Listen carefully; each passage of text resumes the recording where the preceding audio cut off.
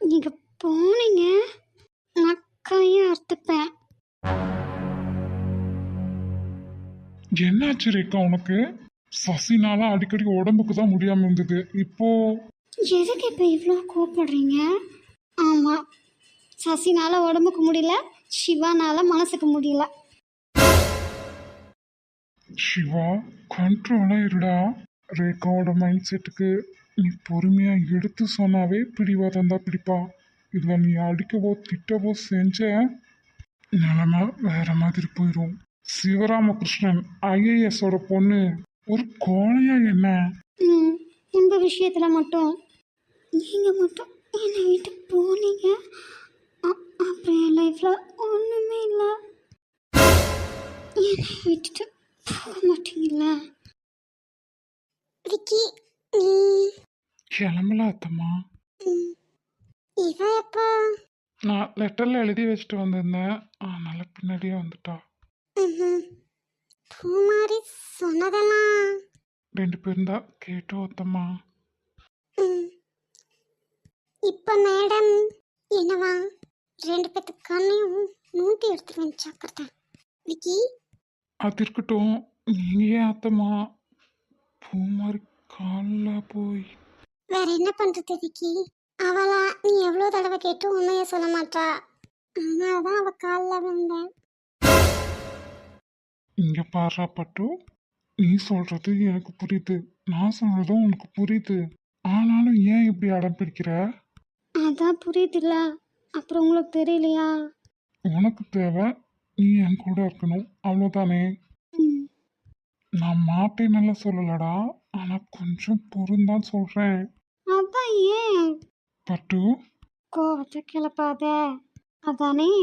ம், என்னோட சூழ்நிலை என்னன்னு நான் சொல்லிட்டேன்னா இல்லையா?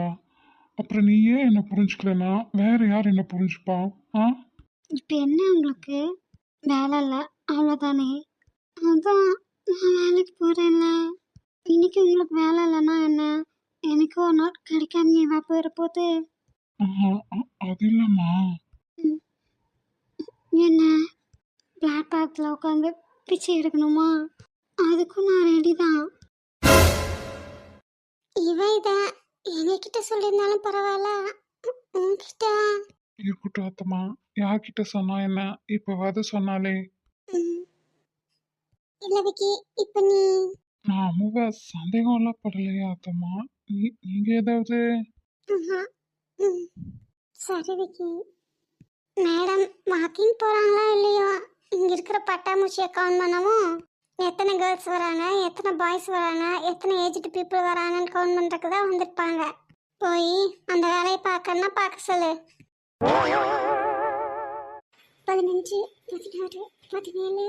ம், ஓ, சின்ன வயசுலயும் நைட்டானா நட்சத்திரத்தை என்றது தான் இவளோட வேலை. அதுக்குன்னு இப்போ மாடி அதையே பண்ணிட்டு இருக்க நீ. இதுக்கு தான் மேலே வரணும்னு ஆரம்பிச்சியோ? விக்கி, விக்கி, டே மாமா. ம், இப்பதான் என்ன கண்ணு தெரியுதா உனக்கு? அதெல்லாம் இருக்கட்டும். நான் கவுண்ட் பண்ணிட்டேன், நீ கவுண்ட் பண்ணிட்டு கவுண்டிங் சொல்லு. 2 பேர்த்தது ஒரே மாதிரி வருதா பார்ப்போம். அதுக்கா மேலே வந்தேன். பின்ன நீ என்ன நினச்ச? ம், நான்லாம் ஒன்றும் நினைக்கலாமா. அப்புறம் என்ன, கால் பண்ணி சொல்லு எவ்வளோ ஸ்டார்ஸ் இருக்குன்னு. அம்மோ, நீ நிலாவை பாரு, இல்லை நட்சத்திரத்தை பாரு, இல்லை என்ன வேணாலும் பண்ணு. அப்போ நான் சொல்றத நீ செய்ய மாட்டல்ல? நானும் நிலாவை தாம்மா ரசிச்சுட்டு இருந்தேன். அப்புறம் என்ன, கால் பண்ணி சொல்லு. நான் என் பக்கத்தில் இருக்கிற நிலாவையே ரசிச்சுக்கிறேம்மா. அப்படியே புரியாத மாதிரியே நடிக்கலாம். புரிஞ்சது. நைட்டெல்லாம் அந்த வேலைனா பகலால இவளுக்கு இந்த வேலையா? நிஜமாவே இவளை வச்சு ப்ளே ஸ்கூல் தான் நடத்தணும் போல இருக்கே. ஏன்? ஏ ஏ ரேகா, அப்படியெல்லாம் இல்லடா. அந்த அளவுக்கு என் நிலைமை இன்னும் மோசமா போயிடல. இங்க பாரு, ஒரு ஆண் தன்னோட எந்த நிலையிலையும் தன்னோட மனைவி மட்டும் இல்லை, தன்னை சார்ந்த யாரையும் அடுத்தவங்க முன்னாடி தலை குனிஞ்சோ கஷ்டப்படுத்தியோ பார்க்க விரும்ப மாட்டான். நீ ஆசைப்படுற அப்படிங்கறதுக்காக நாம இப்போ கல்யாணம் பண்ணிக்கிறோம்னு வச்சுக்கியே. அதான் முடியாதுன்னு சொல்லிட்டீங்களா? இருமா பொண்ணே, அப்படி மட்டும் நாம் இப்ப கல்யாணம் பண்ணிக்கிட்டா பிஸ்னஸ் மேன் சிவராமகிருஷ்ணன் தன்னோட பொண்ணை யாரும் இல்லாத எதுவும் இல்லாத வேலை கூட இல்லாத ஒரு அனாதைக்கு கல்யாணம் பண்ணி வச்சிட்டார். ஏன் அது அவங்க சொல்ல மாட்டாங்களா? நீ அவங்களுக்கு பிள்ளையா இல்லை நான் அவங்களுக்கு பிள்ளையா? எனக்கே சந்தேகமா இருக்கு. என்னவா, என் பிள்ளையா இருந்தா எதா இருந்தாலும் என்கிட்ட சொல்லிருக்கும்ல. அப்படி என்ன என்கிட்ட சொல்ல முடியாத அளவுக்கு நாங்க ரொம்ப ஸ்ட்ரிக்டா கண்ட்ரோல் ஆகாம வளர்த்துட்டோம்? இல்ல நாங்க நல்ல பேரண்ட்ஸா இல்லாம போயிட்டோமா? தான் பொண்ணு நல்லா இருக்கணும்னு அவருக்கே என்னோட இல்ல அந்த பொண்ணுக்கு தான் என்ன குறையும்னு 4 பேர் 4 விதமா பேசுவாங்கடா. அப்போ நீங்க வேற விக்கி வேறயா? இல்ல விக்கி, இருந்தாலும் நீ எங்களை பத்தி என்ன நினைப்ப? நான் தானே கேட்டேன், என்கிட்ட டைரக்டா பேச சொல்லு விக்கி. பொறுமையா பேசாம எதுக்கு இவ்வளோ கோவப்படுற? ஆ எல்லாம் உன்னாலதான்டா.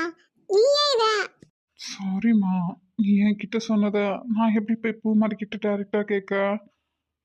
அவ என்னை பத்தி நினைக்கிறது இருக்கட்டும், மற்றவங்க என்னை பத்தி என்ன நினைப்பாங்க? என் கூட என் வீட்டு சைடு இருந்தோ இல்லை உங்க வீட்டு சைடு இருந்தோ யாராவது கூட இருக்கணும்ல, அதான். ஓ, அப்ப சாருக்கு நான் முக்கியம் இல்ல, எங்கேயோ இருக்க யாரோ 4 பேர் தான் முக்கியம். இல்லைம்மா, இல்லை. ஆமா, அப்படித்தான். இல்லடா, எந்த ஒரு சுச்சுவேஷன்லையும் நான் அடுத்தவங்க கிட்ட என்னோட ஒய்ஃபையோ அவளை சார்ந்தவங்களையோ விட்டு கொடுக்க விரும்பல. அதனால தான் சொல்கிறேன். அப்படி நான் விட்டு கொடுத்துட்டா அ- நான் ஒரு ஆனா உயிரோடு இருக்கிறதுல அர்த்தமே இல்லை. நான் இதை டைரக்டா சொல்லியிருந்தாவே நீங்க என்கிட்ட சொன்னீங்கல்ல, 2 ஐஏஎஸோட பொண்ணா இருந்துட்டு கொஞ்சமும் தைரியம் இல்லாம வளர்ந்துருக்கேன்னு. அதே வார்த்தைகளை தான் இவங்களும் என்கிட்ட சொல்லி எங்கேயும் வெளியே அனுப்பாம வீட்டுக்குள்ளேயே வச்சிருந்துருப்பாங்க. சரி, முதல்ல அந்த 4 பேர் யாருங்க? நானும் நீங்களும் ஐசியூவில் இருக்கும்போது யாராவது வந்து கடவுள்கிட்ட போய் இவங்கள காப்பாற்றி கொடுத்துருங்க, எங்கள் உயிரை எடுத்துக்கங்கன்னு கெஞ்சினாங்களா? இல்லை உடம்பால மனசால முடியாமல் இருந்தப்போ வந்து எல்லா விதத்துலேயும் ஆறுதலாக கவனிச்சுக்கிட்டு கூடயே இருந்தாங்களா? சரி, அதையெல்லாம் விடுங்க. எதுக்கு நாங்கள் உன்னை அப்படியெல்லாம் சிற வைக்க போகிறோம்? ஒன்று எப்போ ரேகா கூடயே சுற்றுவ, இல்லையா ரமேஷ் கூட? ஆமாம், அவன் இருக்கான்ல, அவன் பண்ணி வச்சிருக்கிற வேலைக்கு அவன் என்ன பண்ணா? இப்போ நீ அவன் மேலே கோவப்பட்டு பேசிட்டு இருக்க? அர்த்த ராத்திரியில போயும் போயும் நாய் கூட போய் ரொமான்ஸ் பண்ணிட்டு இருந்திருக்கியே, அறிவு இருக்காடா உனக்கு?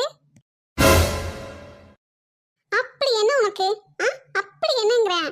நேரத்துக்கு ஒரு பொண்ணு கேக்குது உனக்கு, அதெல்லாம் பத்தாதுன்னு இப்போ இப்படி போயும் போயும் கேவலமா இல்லை உனக்கு? நாங்களா அன்னைக்கு தெரிஞ்சுக்கோ. எனக்கு விக்கி யாருன்னே தெரியாம எவ்வளோ வருஷம், இப்ப ரேகா. ஆனா எவ்வளோ லக்கி தெரியுமா? லட்டு மாதிரி பொண்ணு வீட்லயே இருக்கான். அதனாலதான் உனக்கு சலிச்சு போயிட்டாளா? இல்ல தெரியாமல கேக்குறேன், சோனி உனக்கு சலிச்சு போயிட்டாளான்னு கேக்குறேன். நிக்க வச்சு பேசிட்டு இருக்கேன்னு நினைக்காத என்ன? மூச்சு முகரையில ஒட்டச்சிருவேன் பாத்துக்கோ. அடராமா, என்னடா நடக்குதுங்க? நான் கூப்பிட்டா பொண்ணுங்க ஏன் என்னோட சோனியே வரமாட்டான். இதுல நான் எப்படா போய் ரொமான்ஸ் பண்ணேன்? அதுவும் நாய் கூட ரொமான்ஸ் பண்ணலாமா? இதெல்லாம் உனக்கே அடுக்குமாடா ராமா? என்னவா பேசலாம் இவன்? விட்டா நாய்க்கு எனக்கும் கல்யாணம் முடிஞ்சு அது எனக்காக குட்டியே போட்டுச்சுன்னு சொல்வா போல இருக்கே இவ. இதுல வேற இவ என்னமோ லட்டுங்கிறா பூந்திங்கிறா. சோனி எனக்கு லட்டுனா அப்ப சிவாவும் விக்கி என்ன இவளுக்கு பூந்தியா? அப்படின்னு சலிச்சு போயிட்டாளான்னு கேக்குறா. சலிக்கிறதுனா இந்த மாவெல்லாம் ஜல்லடியில சலிப்பாங்களே அதுதானே? அப்ப சோனி என்ன மாவா? அவருக்கா அம்மா தேங்காய் சட்னி சலிச்சிருச்சானால கேப்பா. அப்பனா கெட்டுருச்சான் தானே அர்த்தம். அப்போ சோனி கெட்டு போயிட்டாளா? இது எப்படா நடந்தது? அதுவும் எனக்கு தெரியாம. என்னடா என்ன வாய திறந்துட்டே நிக்க? பேசுடா பேசு, இல்ல மவுச தூக்கி உன் வாய போட்டுருவேன். என்னது? அ, மவுசா? ஆ, மவுஸ்னா எலிதானே? அடியே, நீ செஞ்சாலும் செய்வடி. டேய் விடு சோனி, அவர்கிட்ட பேசி பிரயோஜனம் இல்லை. பேசுறது வேஸ்ட்டு. இவர் எப்படா நான் இவரை விட்டு விலகவே தானே நினைக்காரு. அதுக்கேற்ற மாதிரி தானே எல்லாமே நடந்திருக்கு. வேணும்ட்டே தானே எல்லாமே தெரிஞ்சிருந்தோம் எதுவும் தெரியாத அப்பாவி மாதிரி இருந்துக்கிட்டு நடிச்சிக்கிட்டு இருந்திருக்காரு. இப்போ உனக்கு என்னாச்சு சோனி? நீ பாட்டுக்கு ஏதேதோ உளறிட்டு இருக்க. நானா உளறிட்டு இருக்கேன்? நிற்கிறாருல, அவரையே கேளு. அதான் கேட்டுட்டு தானே இருக்கேன். அவன் தான் வாயை திறக்க மாட்டானே. நீ என்ன சொல்ல வர? அதை முதல்ல முழுசா சொல்லு, அதுக்கப்புறம் இவனை. ஐயோ, இனி அவன் வேற என்ன சொல்ல போறான்னு தெரியலையே. இவ இருக்கிற கோவத்துல செத்தடா ரமேஷ் இன்னைக்கு நீ. ஐ, என்னது இது? நிறைய துணி கவரெல்லாம் இருக்கு.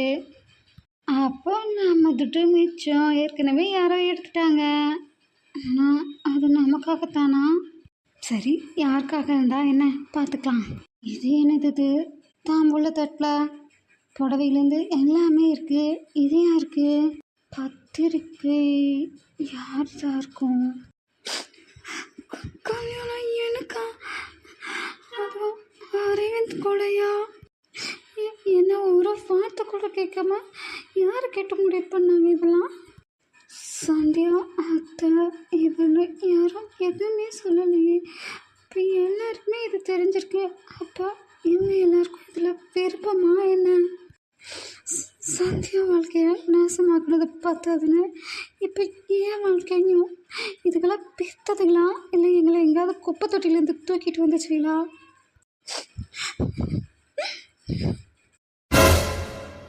என்ன சோனி இப்படி சொல்ற? உண்மையத்தான் சொல்கிறேன். இருக்காங்களா 2 பேர்? கேளு அவங்கக்கிட்டேயே. என்ன ரமேஷ், அவ சொல்றதெல்லாம் உண்மையா? ம், சார் என்ன பண்ண போறீங்களோ? எல்லாத்துக்கும் சேர்த்து தான் சொல்றேன். இது அவங்க வாழ்க்கை, அவங்களே முடிவு பண்ணிக்கிட்டோம். இதில் நான் தலையிடுறதா இல்லை. டேய் அருவி கிட்ட முண்டோ, என்ன நீ?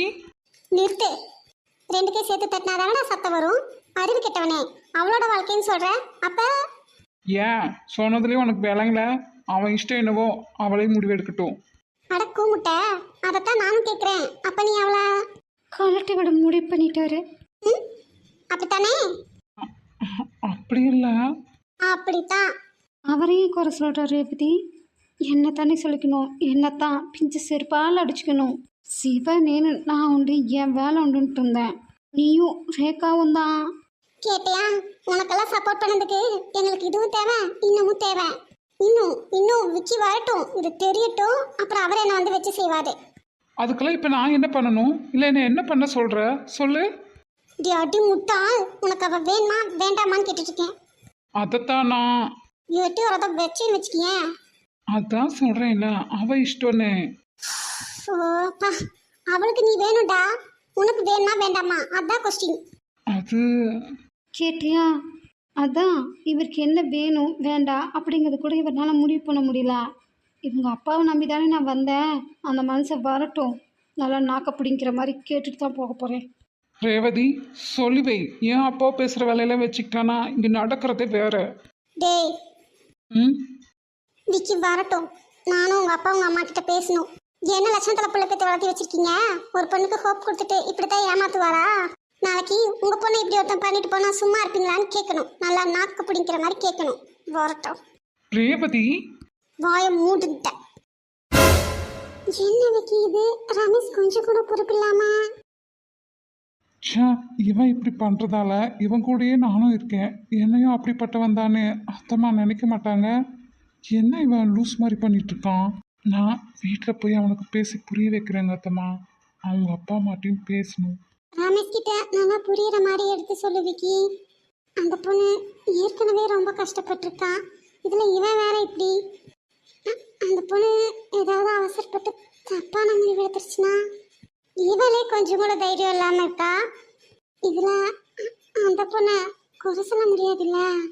ம், இந்த ரேகா கூட தைரியமா எவ்வளோ விஷயங்களை ஃபேஸ் பண்றா. இதுக்கு அதெல்லாம் கிடையாது, வெறும் வாய் தான் எகிரிட்டு வர்றது. நான் குப்பை மேல பொறுக்கி தின்னுட்டு கஷ்டப்பட்டுட்டு இருந்தேன்ல, அப்பெல்லாம் எங்கே போனாங்க அந்த 4 பேர்? ஆமா ஆமா, அதான் எல்லாரும் அவளை போட்டு தாங்குறீங்களே, என்னைவா தாங்குறீங்க? இப்படியே தான் விக்கி, இப்படியே தான் இவ பேசுவா. நீ சும்மா இருமா. ரேகா, ரேகா, நீ என்ன பண்ணிட்டு இருக்க? ஏற்கனவே நீ கஷ்டப்படுவேன்னு சொல்லி தான் அவர் வேண்டாங்கிறார். இதெல்லாம் நீ ஏற்கனவே கஷ்டப்பட்டதெல்லாம் தெரிஞ்சுது. என்னோட மைனஸையும் ரசிச்சுக்கிட்டு சகிச்சுக்கிட்டு என்னை நல்லா பாத்துக்கிற, என்னை தாங்குற ஒரே ஜீவன் என் விக்கி மட்டும்தான். வச்சுக்கோ, கட்டிட்டாலு அதுக்கு யார் வேண்டாம்னா? ரேகா, பட்டு, ம், நீ நீ இப்ப என்ன சொன்ன? நான் ஒன்றும் சொல்லலையே. இல்லடா, இப்ப நீ என்னவோ சொன்ன. ம்ஹும். அதுக்குன்னு போட்டு சும்மா டார்ச்சர் பண்ணி அந்த மனுஷனை நிம்மதி இல்லாம பண்றது. அப்படியா? அப்படியே நான் ஒண்ணு பண்றேன். சொல்லு விக்கி. இப்ப சொல்லு, நீ என்ன சொன்ன? நீ இப்போ என்ன உங்களுக்கு? ஆமாம், நான் குப்பமேட்டில் பொறுக்கி தின்னேன். உங்கள் காதில் சரியாக தான் விழுந்திருக்கு. அப்படியெல்லாம் எதுவும் இல்லை. சரி, தள்ளி நில்லு. உண்மையாக தான் சொல்கிறேன், அப்படியெல்லாம் எதுவும் இல்லை. நீ தள்ளி நில்லு. அதனால இப்போ என்ன, நீங்கள் என்ன கல்யாணம் பண்ணிக்க மாட்டீங்களா? அப்படின்னு நான் சொன்னேனா? எதுக்கு இப்போ இப்படியெல்லாம் பேசிகிட்டு இருக்க? பின்ன நீங்கள் தானே கல்யாணத்தை தள்ளி போட வேண்டாம்னு சொல்ல சாக்கு தேடிட்டு இருக்கீங்க. ஆமாம்மா, நல்ல சாக்கா தேடிட்டு இருக்கேன். அதான் சொன்னேன்ல, பாத்தியா? ம், நல்ல சாக்கா கிடைச்சதும் என் மடியில் உட்காந்துருக்காளே ஒரு சேட்டைக்காரி, பிடிவாதக்காரி, அவளை தூக்கி அதில் போட்டு கொண்டு போயிட வேண்டியதுதான். இங்கே பரமு, பெத்தவங்க பாசம் பலாப்பழம் மாதிரி. வெளியே முள்ளா குத்தத்தான் செய்வாங்க, உள்ள பழம் எந்த அளவுக்கு இனிப்பா இருக்கோ அந்த அளவுக்கு அவங்க கிட்ட பாசமும் இருக்கும். பெத்தவங்க கூட இருக்கிறவங்களுக்கெல்லாம் அவங்களோட அருமை தெரியாது, இல்லாதவங்களுக்கு தான் தெரியும். நான் எவ்வளோ சீரியஸாக பேசிட்டு இருக்கேன், உங்களுக்கு என்ன நக்கலாக இருக்கா? அப்படியாவது என் பட்டுமா சிரிப்பான்னு பார்க்குறேன், அது எங்க நடக்குது? அது ஒரு அழுமூஞ்சி ஆகிட்டே இருக்கு. ம், என்னோட வலி வேதனையெல்லாம் அவங்களுக்கு. அப்புறம் நான் எப்பவும் சொல்கிறதான், உன் அப்பா அம்மாவுக்கு உன் மேலே பாசம்லாம் இல்லாமல் இல்லை. உங்கள் அப்பாவுக்கு உன் கூட டைம் ஸ்பெண்ட் பண்ண முடியலன்னா உங்கள் அம்மாவுக்கு நீ கடல் அளவு பாசத்தை எதிர்பார்க்குற, ஆனால் அவங்களால அந்த அளவுக்கு தர முடியல, அவ்வளோதான். ஏன்னா நீ பெரிய பொண்ணாயிட்ட. அதுவும் இல்லாமல் குழந்தைலேருந்து எங்கள் எல்லாரையும் சுற்றியே நீ வளர்ந்தியா, எல்லாத்துக்கும் செல்லம் நீ. அதனால தான் உணர்வுகளை மதிக்காதவங்க கிட்ட உரிமைக்கு மட்டும் என்ன இடம்? எனக்கு நீ என்ன சொல்ல வரேன்னு புரியுது ரேகா. அப்புறம் நான் தான் சொல்கிறேன்ல, உங்கள் சந்தோஷத்தில் மட்டும்தான் எனக்கு பங்கா, கஷ்டத்தில் அப்போ எனக்கு பங்கு இல்லையா? நீங்கள் இவ்வளோ கஷ்டப்படுறதுக்கு காரணமே நான் உங்கள் வாழ்க்கையில் வந்தது தான். அப்படி இருந்தும் அவளுக்கெல்லாம் என்ன சொன்னாலும் புரியாது. வயசுதான் ஆயிடுச்சே ஒழிய இன்னும் அவ குழந்தையாவே தான் இருக்கான். அப்ப என்ன சொல்லி திரிவாளோ அதே தான் இப்பவும் சொல்லி திரியிறா. உனக்கு எப்பவும் ரேகா கூட எசிரிதான். ரேகா அத்தனை கஷ்டத்துலயும் அவங்க அப்பா அம்மா காலை சுத்தியே அவங்க கைக்குள்ளேயே வாழ்ந்தா. அதனால அவங்க அப்பா அம்மா படுற கஷ்டத்தையெல்லாம் அவ பார்த்து பார்த்து வந்தவன். யார் சொன்னா? யார் சொல்லணும்? நான் தான். அத நான் சொல்லணும். அப்போ சொல்லுங்க. ஹம், என்னத்த சொல்ல? கல்ல செதுக்கு செதுக்கு தான் சிலையாகும். அந்த மாதிரி வந்தவ தான் அவ. ஆனா நீ, உன்னை பெத்த நாங்க, ரமேஷ் வீட்ல, விக்கி வீட்ல, ரேகா வீட்லன்னு எல்லாத்துக்கும் செல்லமா எல்லாருடைய உள்ளங்கைக்குள்ள இருந்தும் சேஃபா வந்திருக்க. இப்போ சொல்ல போறீங்களா இல்லையா? நீ என் வாழ்க்கையில வர வரைக்கும் நான் ஏன் வாழ்றேன், எதுக்கு சம்பாதிக்கிறேன், எதுக்குமே ஒரு அர்த்தம் இல்லாம இருந்தது. நீ எனக்கு கடவுள் கொடுத்த கிஃப்டா கிடைச்ச பொக்கிஷோ ரேகா. என்னோட வாழ்க்கையோட அர்த்தம், எனக்கான எல்லா உறவும் நீதான். அவன் அப்பவும் கஷ்டம்தான் பட்டான், இப்பவும் கஷ்டம்தான் படுறா. நீ அந்த அளவுக்கு இல்லைல்ல, அதை யோசி. கடவுள் உனக்கு எவ்வளோ பெட்டரான லைஃபை கொடுத்துருக்காருன்னு யோசி. அவ கூட கம்பேர் பண்ணிட்டு இருக்காத. அதனால தான் சொல்றேன், நம்மளோட ஃபர்ஸ்ட் மீட்லேயே கல்யாணம் பண்ணிக்கலாம்னு சொன்னது உண்மைதான். நான் வாக்கு கொடுத்தேன், இல்லைன்னு சொல்லலை. ஆனால் இப்போ அதுக்கான சந்தர்ப்ப சூழ்நிலைகள் சரியா இல்லை. அதுவும் இல்லாமல் நீ என்ன பிடிவாதம் பிடிச்சாலும் சரி, இந்த மாதம் யாரும் சுபகாரியம் பண்ண மாட்டாங்க. நான் மறுபடியும் சொல்றேன், நீ இந்த உலகத்துக்கு வர காரணமா அந்த சத்யனும் சத்யாவும் சிவராமன் இல்லைன்னா இல்லை. அதுக்காக நான் ரேகாவை தூக்கி வச்சு பேசுறேன் அப்படின்னு என்னைக்கும் நினைக்காத. ரேகாவோட எல்லா விதத்துலையும் நீ நல்லா தான் இருக்க, அதை நினைச்சு சந்தோஷப்படு. ம், மார்கழி ஸ்டார்ட் ஆயிடுச்சுடா. உங்களுக்கு இதுவும் ஒரு சாக்கா போச்சுல. ம், மூட்டை கட்டி உங்களை தூக்கிட்டு போயிட்டா. அப்புறம் நான் கிடைச்ச வேலைக்கு போவேன்னா தை மாதத்துக்கு அப்புறம் நீ ஆசைப்பட்ட மாதிரி ஏதாவது பண்ணுவோம். அதுக்கப்புறம் நான் உங்கள் அப்பா கிட்ட வந்து பேசுகிறேன். ம், சாரிடா பட்டுமா, கொஞ்சம் பொறுத்துக்கோ. அப்புறம் ஆணோ பெண்ணோ யாரா இருந்தாலும் லைஃப் பார்ட்னரா பேரண்ட்ஸா பிள்ளைகளான்னு வரும்போது எப்பவும் லைஃப் பார்ட்னர் தான். அந்த விதத்துல இப்ப எப்படி எங்களை விட உனக்கு விக்கிதான் பெருசுன்னு தோணுதோ அதே எண்ணம் தான் கடைசி வர இருக்கணும். புரியுதா? ம். அதுக்கப்புறம் எந்த ரீசனும் சொல்ல மாட்டேன், போதுமா? நான் அப்பப்போ முடிஞ்சா வந்து உன்னை பார்த்துக்கிறேன். ஆ, நிஜமா ம், அது வரைக்கும் சமத்தா கரெக்டாக ஹெல்த்தியாக சாப்பிட்டு நிம்மதியாக சந்தோஷமாக இருக்குமா? நீங்க உங்க அனுப்ப பார்த்துக்கங்க. ம், அதெல்லாம் சிவா கரெக்டாக இருப்பேனா? ஆமாம்மா. ம், பின்ன நமக்காக வாழ்கிறவங்களுக்கு நம்ம கொடுக்குற பெரிய கிஃப்டே நம்மளோட ஹெல்த் தான் இல்லை. இப்போ ஏன் பட்டுமாக்காக இது கூட செய்யாமல் நான் ஹெல்த்தியாக நல்லா இருந்தால் தானே என் பட்டுமாவை நல்லா பார்த்துக்க முடியும். நான் ஆசைப்பட்ட மாதிரியெல்லாம் அவ கூட வாழ முடியும். வாழ்க்கை ஒன்றும் சினிமாவில் சீரியலில் பாட்டில் வர மாதிரிலாம் நீ நினைக்கிற மாதிரிலாம் கிடையாது. நிறைய பிரச்சனைகள் ஸ்ட்ரகிள்ஸ் எல்லாமே இருக்கும்.